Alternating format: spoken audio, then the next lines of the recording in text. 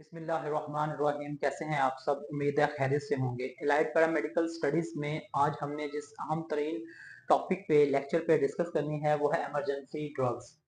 अच्छा, आपको जैसे कि मालूम है कि हमारी एक सीरीज कंटिन्यू है जिसका नाम है emergency necessaries things.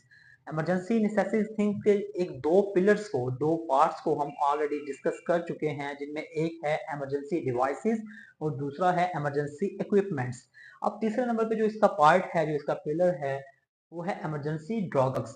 Emergency medicine का वर्ड भी हम यूज कर सकते हैं। इसमें वो तमाम इकसाम के ड्रग्स, और वो इंजेक्टेबल फॉर्म में हो, वो सिरप फॉर्म में हो, वो आपका टैबलेट फॉर्म में हो, या तमाम मेडिसिन या ड्रग्स जो किसी भी इमरजेंसी को डील करने में, इमरजेंसी को हैंडल करने में इस्तेमाल होती हैं, हम उसको इमरजेंसी ड्रग्स में काउंट करते हैं। तो मैं आपको स्टार्ट करने से पहले ये बात बता दूं कि थोड़ा सा हमारा ये लेंथी जो है, ये टॉपिक है, लेंथी लेक्चर है, तो थोड़ा सा आपने पेशेंस रखने हैं। इंशाल्लाह चीज़ों को अच्छे तरीके से समझाने की कोशिश करेंगे। मैं ये आपको वाज़ेह कर दूं कि हमने यहाँ पे जो चीज़ें समझनी है, इंजेक्शन की पहचान और इनके कॉमन से यूजेस, तो आए इनको समझने की कोशिश करते हैं।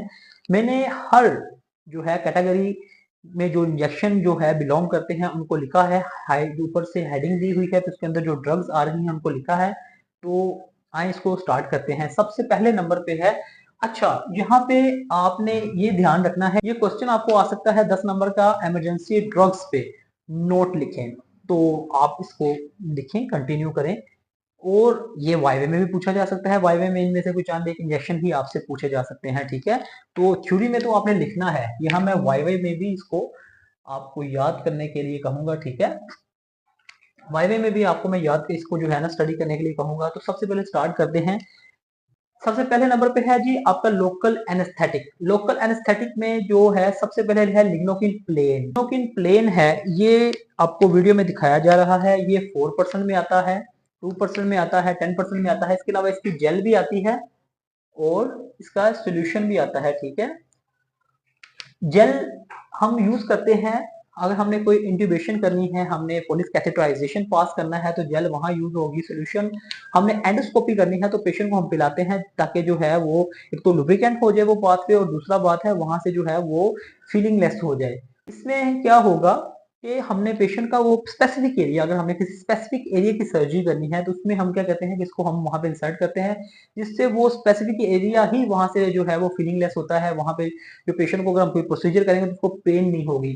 तो ये किसी स्पेसिफिक एरिया की सर्जरी करने के लिए हम इसको लोकल भी बोलते हैं, लोकल ब्लॉक बोल लें, लोकल एनेस्थीसिया बोल लें, ठीक है। तो ये सिर्फ एक स्पेसिफिक एरिया की सर्जरी करने के लिए ही हमने, कहीं भी आपको दिखाया जा रहा है, कहीं भी अगर हमने कोई स्टिचेस करने हैं, कोई हमने किसी को टीयर देना है, कहीं हमने जो है अपना कोई एब्सेस बनी हुई, तो वहां पे हम ये लगाते हैं। एब्सेस में वैसे आम तौर पे एब्सेस वगैरह बनी हो तो वहां पे लोकल एनेस्थीसिया काम नहीं करता, अगर करता है तो उसका बहुत अच्छा असर नहीं आता, उसमें थोड़ी बहुत पेशेंट को पेन होती रहती है बहरहाल, लेकिन यूज करते हैं हम थोड़ा बहुत उसमें। अच्छा, दूसरे नंबर पे है जी आपका लिग्नोकिन विद एड्रेनालिन। अच्छा, लिग्नोकिन विद एड्रेनालिन जो है, ये जो है एड्रेनालिन आपको इसमें ये वीडियो में दिखाया जा रहा है। जो ये है लिग्नोकिन विद एड्रेनालिन, ये रेड जो है, इसके ऊपर जो इसकी जो बोतल है, ग्लास की बोतल है, उसके अंदर रेड, उसके ऊपर रेड कलर का जो है स्टिकर लगा हुआ है, और लिग्नोकिन प्लेन में ब्लू कलर का स्टिकर लगा हुआ है। इससे इन दोनों के दरमियान हम डिफरेंस कर सकते हैं, ठीक है। लिग्नोकिन विद एड्रेनालिन ये एक तो जो है लिग्नोकिन की जो है टाइम ड्यूरेशन को बढ़ा देता है। दूसरी बात वाईवे में, एक मैंने यहाँ वाईवे का लिखा है इसके आगे, वाईवे में एक क्वेश्चन पूछा जाता है कि बताएं जी, अगर आप सर्जरी कर रहे हैं आई की आप सर्जरी परफॉर्म कर रहे हैं, तो प्यूपिल कंस्ट्रिक्ट हो रहा है, प्यूपिल कंस्ट्रिक्ट हो गया है, तो आपने उसको डायलेट करना है ड्यूरिंग सर्जरी, तो आप क्या यूज करेंगे? Xylocaine with adrenaline. तो रेड कलर की ये बोतल होगी, जाइलोकिन विद एड्रेनालिन हम एसी में डालेंगे एंट्रल कैप्सूल में, तो उससे क्या होगा, प्यूपिल डायलेट हो जाता है, ठीक है। इसके बाद इसके और भी मल्टीपर्पज फंक्शंस हैं, हम हर एक को डिस्कस करने जाएंगे तो ये एक लेंथी लेक्चर हो जाएगा। तो हमने अपनी बात समझानी है, हमें चीजों की पहचान करनी है, हमें ड्रग्स के जो है कॉमन से फंक्शंस याद करने हैं, डेप्थ में हमें जाने की जरूरत नहीं है। तो अभी फिल वक्त इन सब के ऊपर हम एक एक मुकम्मल वीडियो बना सकते हैं, लेकिन अभी जो मकसद है वो है इनको समझना और इनकी मौजूदगी होना। मैं आपको यहाँ बताता चले जाऊं कि ये जो इमरजेंसी ड्रग्स हैं ना, कि आपकी यूनिट के अंदर मौजूद होने चाहिए। वैसे तो हर हॉस्पिटल में मेडिकल इमरजेंसी हो या सर्जिकल इमरजेंसी हो या कोई भी इमरजेंसी है, उसके साथ एक प्रॉपर फार्मेसी होती है जिसमें तमाम इकसाम की ड्रग्स, मेडिसिन, इक्विपमेंट्स वगैरह वहाँ पे अवेलेबल होते हैं, इमरजेंसी में जो चीजें चाहिए होती हैं। लेकिन ये जो चीजें हैं, हमने इससे पहले इमरजेंसी इक्विपमेंट्स भी पढ़े हैं, वो इक्विपमेंट्स, इमरजेंसी इक्विपमेंट्स और इमरजेंसी ड्रग्स, ये आपके यूनिट के अंदर क्रैश कार्ड आपको वीडियो में दिखाई जा रही है, इसके अंदर आपने सेट करके रखने हैं कि इस ड्रॉ के अंदर कौन सी आपने मेडिसिन रखनी है, कौन से इक्विपमेंट रखने हैं। ये इंशाल्लाह हम इसके ऊपर भी डिस्कस करेंगे अगले लेक्चर्स में। तो लेकिन ये बस मैंने आपको बताना, यहाँ समझना जरूरी था कि यूनिट के अंदर ये सारी चीजें आपके जो आपका मेडिकल यूनिट है, आपका मेडिकल इमरजेंसी है या सर्जिकल इमरजेंसी है, वो आपका वो आईसीयू है, सीसीयू है, ये तमाम इंजेक्शंस, ठीक है, और वो तमाम इक्विपमेंट्स आपके यूनिट के अंदर मौजूद हों। ठीक है, आपको भाग के बाहर से फार्मेसी से लाना ना पड़े। ठीक है, ताकि आपको जरूरत पड़ने पर आप क्रैश कार्ड को पेशेंट के टेबल के करीब लाएं, बेड के करीब लाएं और उसकी इमरजेंसी को आप अच्छे तरीके से डील कर सकें। अच्छा, हम यहाँ थे लिग्नोकिन विद एड्रेनालिन। अच्छा, ये हो गया हमारा। अच्छा, उसके बाद है हमारा ब्यूपिकिन प्लेन। ठीक है, ब्यूपिकिन प्लेन और ब्यूपिकिन स्पाइनल आपको वीडियो में दिखाया जा रहा है इन दोनों के बारे में। ठीक है, ब्यूपिकिन प्लेन जो है बेसिकली ये टाइम ड्यूरेशन बढ़ा देती है, इसका फंक्शन वही है लोकल एनेस्थीसिया, लेकिन ये लॉन्ग जो है एक्टिंग है। ये थोड़ा सा इसका भी टाइम ड्यूरेशन लंबा है कि अगर आप सर्जन को जिसने प्रोसीजर करना होता है उसको अंदाजा होता है कि मेरा ये प्रोसीजर कितने मिनट का है, तो अगर वो थोड़ा सा है 90 टू 120 मिनट्स का, तो वो साथ में ब्यूपिकिन ऐड कर लेते हैं। उससे क्या होता है, थोड़ी सी टाइम ड्यूरेशन जो है वो ज्यादा देर तक फीलिंग लेस रहती है वहां से स्किन और टिश्यूज वगैरह, जिससे पेशेंट को पेन नहीं होती। और जबकि ब्यूपिकिन स्पाइनल आपको वीडियो में दिखाया जा रहा है, ये हम स्पाइनल जो है आप तब हम देते हैं जब हमने सी सेक्शन करना है या हमने कोई भी लोअर लिम्ब की सर्जरी करनी है या हमने पेल्विक की सर्जरी करनी है, तो हम स्पाइनल लगाते हैं पेशेंट को एलपी नीडल के थ्रू। फिर हम स्पाइनल जो है ब्यूपिकिन स्पाइनल बॉडी में इंसर्ट करते हैं, जिससे क्या होता है कि वो जो बॉडी के नीचे का जो हिस्सा है जिसको हम लोअर लिम्ब बोलते हैं, वो जो है उसको एनेस्थीसिया प्रोवाइड हो जाता है और पेशेंट की अगर हम कोई सर्जरी करते हैं लोअर लिम्ब की, तो उसको वहां पे पेन नहीं होती। अच्छा, अगर बिल फर्ज हमने पेल्विक की सर्जरी करनी है, तो ये भी एक वायदे का क्वेश्चन है कि आपने अगर पेल्विक की सर्जरी करनी है, तो आप जो है ब्यूपिकिन स्पाइनल लगाने के बाद क्या इकदाम करेंगे। तो थोड़ी देर के लिए, चंद मिनट्स के लिए आप यूं करें 30-40 सेकंड या 1 मिनट के लिए पेशेंट को बिठा के रखेंगे। उससे क्या होगा, उसका ज्यादातर इफेक्ट आपके जो है वो पेल्विक में रहेगा। आपने आर्थो की सर्जरी करनी है अगर, तो आप क्या करेंगे, अगर आपने राइट लेग की सर्जरी करनी है, कोई टिबिया फिबुला फ्रैक्चर है या आपका फीमर फ्रैक्चर है, तो हम क्या करते हैं, पेशेंट का बेड उस तरफ टिल्ट करते हैं, जिससे क्या होता है ज्यादातर असर वो जो है वो साइड उस साइड पे आ जाता है जिसकी जिसकी हमने सर्जरी को परफॉर्म करना होता है। अच्छा, उसके बाद है आपका सिडेटिव एंड इंडक्शन एजेंट्स। अच्छा, इसमें ना चंद एक इंजेक्शन आते हैं। ठीक है, बात होता है कि लोकल एनेस्थीसिया प्रोवाइड करने के बाद भी पेशेंट थोड़ा सा इरिटेट रहता है, पेशेंट पैनिक फील करता है। डॉक्टर होते हैं एनेस्थीसिया के, बेहोशी के, जिनको हम डॉक्टर बोलते हैं, वो पेशेंट को थोड़ा सा सिडेट भी कर देते हैं इन ड्रग्स के थ्रू, ताकि पेशेंट थोड़ा सा सो जाए, रिलैक्स हो और सर्जन को सर्जरी करने में कोई प्रॉब्लम ना हो या कोई भी जो है वो ड्यूरिंग सर्जरी कोई कॉम्प्लिकेशन ना हो, पेशेंट रिलैक्स रहे।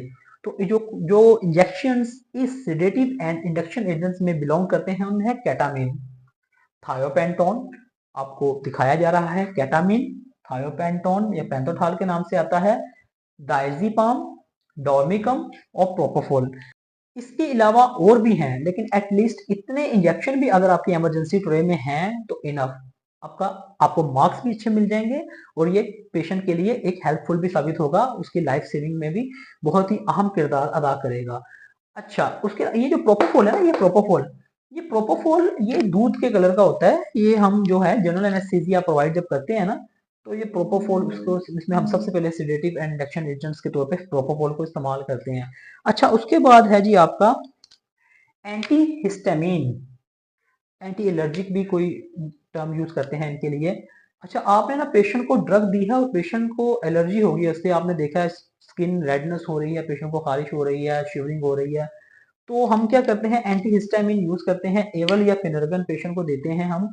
और कुछ डॉक्टर हजरात, कंसल्टेंट हजरात, यहाँ पे हमने लिखा हुआ है कोर्टिकोस्टेरॉइड, साथ में डेकाड्रॉन या सोलोकार्टेट भी जो है ना, ये पेशेंट को मिक्स करके देते हैं या अलग अलग देते हैं एक साथ।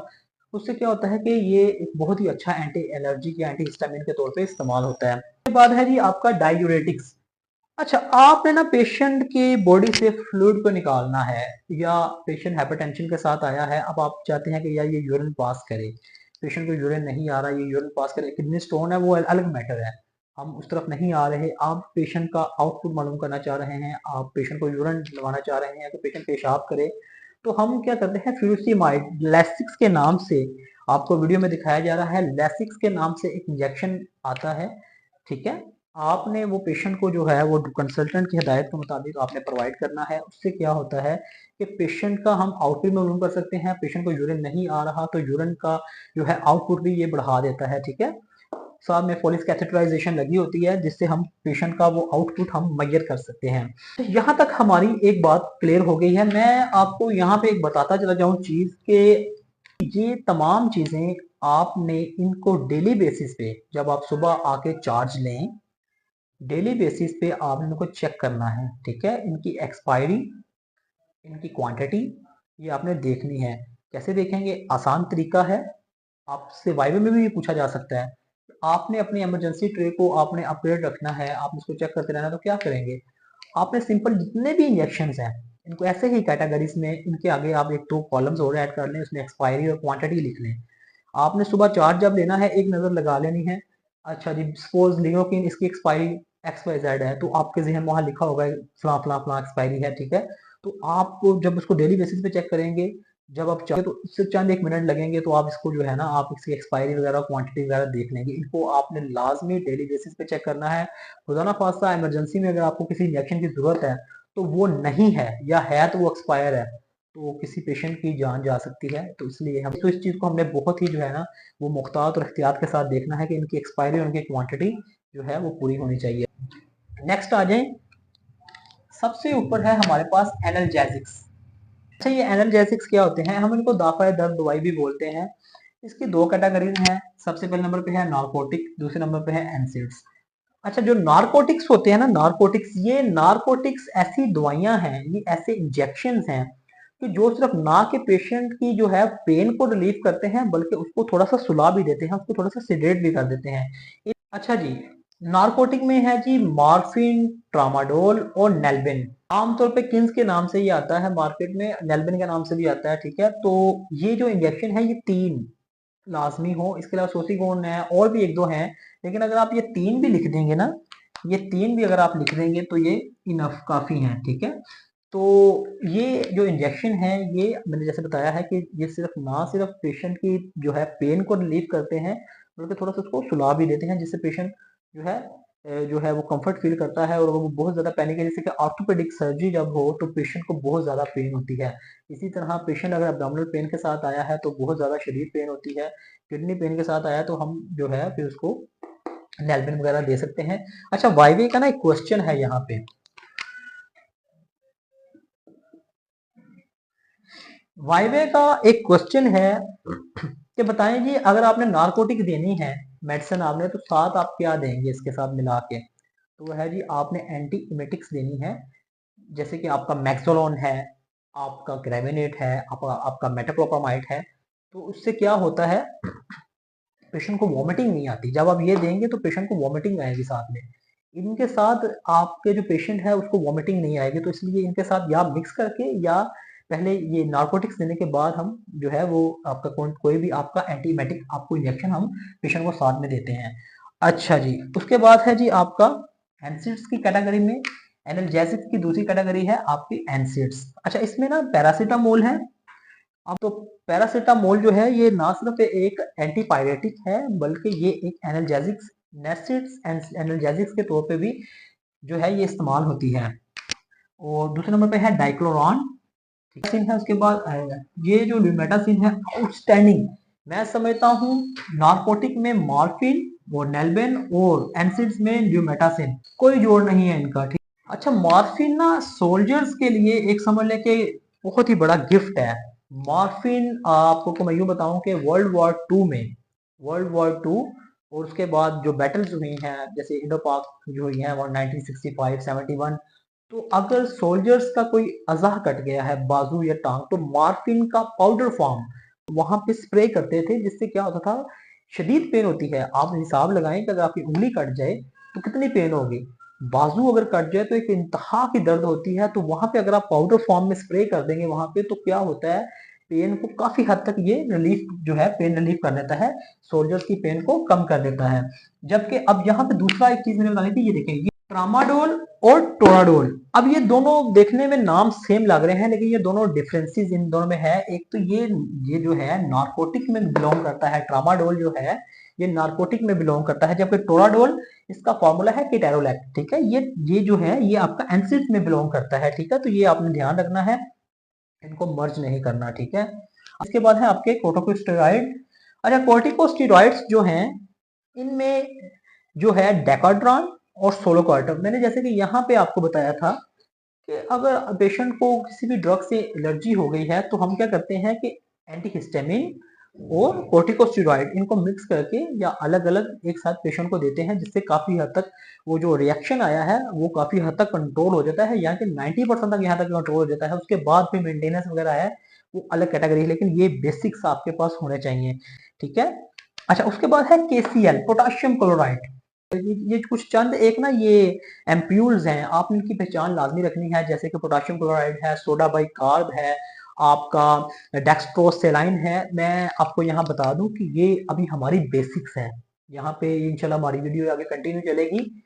तो ये सिर्फ बेसिक्स हैं। पोटाशियम क्लोराइड के भी मैं पहले मुकम्मल बात कर दूं तो पोटाशियम क्लोराइड आपका डेक्सट्रोस जो है 5%, डेक्सट्रोस 25%, और आपका सोडा बाइकार्ब, ये अलग अलग आपने इनको मेजर करना है, इनके अलग अलग आपने इनको रखना है, इनको मिक्स नहीं करना। पोटाशियम क्लोराइड आपकी ट्रे का बहुत ही बुनियादी ये जो है ये इंजेक्शन है, इम्प्यूल है, इसका होना बहुत जरूरी है। और दूसरी बात, according to doctor consultant prescription आपने इसको नहीं लगाना, डायरेक्टली तो बिल्कुल नहीं लगाना, ये प्रिकॉशंस मेजर्स में है। इसको इन्फ्यूजन में हम स्टार्ट करते हैं। तो ये हमारा एक लेक्चर है, जैसे कि मैंने बताया कि ये लेक्चर हमारा कंटिन्यू है। इंशाल्लाह अगली वीडियो पे हम इंशाल्लाह इसकी आगे फर्दर हम बात करेंगे, इसकी ड्रग्स की और मेडिसिन की। तो ये आपने, मैं फिर दोबारा से आपको रिपीट कर दूं कि आपने इनको डेली बेसिस पे इंजेक्शन की एक्सपायरी और इनकी जो है क्वांटिटी आपने इनको लाजमन देखना है। दूसरी चीज, अगर आप एक्स्ट्रा ऑर्डिनरी आप चाहते हैं कि हमारा रिकॉर्ड अच्छा हो, तो आपने रजिस्टर में भी इनको ऐड करना है। जब इनकी मेडिसिन आप चार्ज लेते हैं तो आपने उस रजिस्टर के ऊपर साइन भी देखने हैं, खुद जो है रिसीविंग के वक्त आपने देखना है कि इतने इंजेक्शन मैंने रिसीव कर ली हैं। तो ये एक एक्स्ट्रा ऑर्डिनरी एहतियातें हैं, ताकि आप जो है वो डॉक्यूमेंटेड आपका वर्क पूरा हो। तो इंशाल्लाह इस वीडियो को हम आगे कंटिन्यू रखेंगे। अगर आप सीपीआर के जो है बेसिक लाइफ सपोर्ट, सीपीआर के बेसिक लाइफ सपोर्ट को अगर आप स्टडी करना चाहते हैं तो यहाँ क्लिक करें। अगर आप स्टरलाइजेशन के मेथड को स्टडी करना चाहते हैं तो यहाँ क्लिक करें। अपने नोट्स बनाएं। मैं हमेशा बात करता हूं कि नोट्स बनाने से तकरीबन 50% से ज्यादा का काम तो आपको उसी वक्त याद हो जाता है। अपने भी काम आए, दूसरों को भी फायदा करें। Thank you so much. Allah Hafiz.